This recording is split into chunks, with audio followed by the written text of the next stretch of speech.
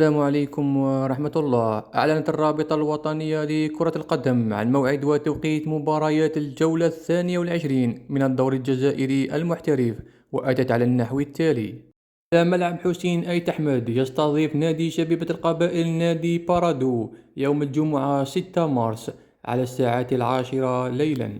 نادي وهران الذي يحقق نتائج إيجابية في الجولة الأخيرة يستضيف نادي اتحاد خنشلة يوم الجمعة 6 مارس على ملعب ميلود هاتفي بداية من الساعة 10 ليلا. جريحين جمعية شلف ووفاق سطيف يلتقيان يوم الجمعة 6 مارس على ملعب محمد بومزراق بشلف على الساعة 10 ليلا.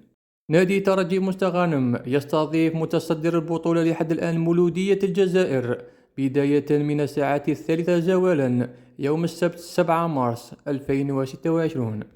فاجأة هذا الموسم النجم بن عكنون يستضيف مولودية البيض على ملعب 20 أوت بالعاصمة يوم السبت 7 مارس بداية من الساعة 3 زوالا بتوقيت الجزائر. قامت الجولة بين شباب الوزداد ومستقبل الرويسات يوم السبت 7 مارس 2026 بداية من الساعة 10 على ملعب نيلسون مانديلا. أولمبيك أقبو يستضيف نادي شبيبة الثورة يوم الأحد 8 مارس بداية من الساعة 3 زوالا على ملعب الوحدة المغاربية ببجاية. مباراة القمة بين اتحاد الجزائر شباب قسنطينة يوم الأحد 8 مارس على ملعب 5 جويلية بالعاصمة بداية من الساعة 10 ليلا بتوقيت الجزائر.